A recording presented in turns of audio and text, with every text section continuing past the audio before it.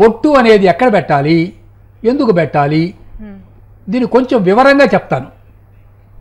బొట్టు అనేది దేంతో చేయాలి అంటే కుంకుమతో చేస్తారు, లేదా కొందరు విభూతితో బొట్టు తయారు చేస్తారు, కొందరు సింధూరంతో ఈ ఏమంటారు దాన్ని పచ్చకర్పూరం ఈ తదితర ద్రవ్యాలతో బొట్టు తయారు చేస్తారు. చందనం అంటే ఏమిటి, మంచి గంధంతో బొట్టు తయారు చేస్తారు. ఈ తయారు చేసిన బొట్టు చర్మాన్ని సంరక్షిస్తూ ఉంటుంది. ఎక్కడ పెట్టుకోవాలి బొట్టు అంటే శరీరం అంతా కూడా విభూతి పూయాల్సిందే.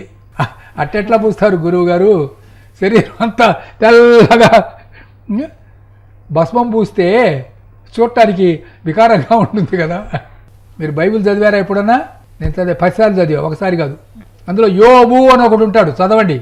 పెద్ద భస్మపు కుండీలో కూర్చున్నాడు. నిజమేనా ఇది? నిజమే, అబద్ధం ఎందుకు చెప్తాను మీతో నేను. మన ఇండియన్ కాంటెక్స్ట్లో భస్మం ఎక్కడ పూస్తారంటే ఈ 2 కనుబొమ్మల మధ్య భాగంలో భస్మం పెడతారు. దీన్ని శరణ స్థలము అంటారు, టెక్నికల్ వర్డ్. ఈ నాడీ మండలం అంతా కూడా వచ్చి ఇదిగో ఇక్కడ కలుస్తుంది. మూలాధార, స్వాదిష్టాన, మణిపూర, అనాహత, విశుద్ధ, ఆజ్ఞాచక్రం, థైరాయిడ్, ఇది థైరాయిడ్ స్థానం. ఇక్కడ బొట్టు పెట్టాలి, ప్రొటెక్షన్. ఇక్కడ బొట్టు పెట్టాలి, ఇక్కడ భస్మం పూయాలి. ఇలాగ పూస్తారు. వైష్ణవులు అయితే ఇట్లా పెట్టుకుంటారు. సరే, ఇట్లా పెట్టుకున్నా ఇక్కడ కణతలను ప్రొటెక్షన్, ఇలా బొట్టు పెడతారు. స్త్రీలు ఇప్పుడు ఈ టిక్లీలను వచ్చినాయి,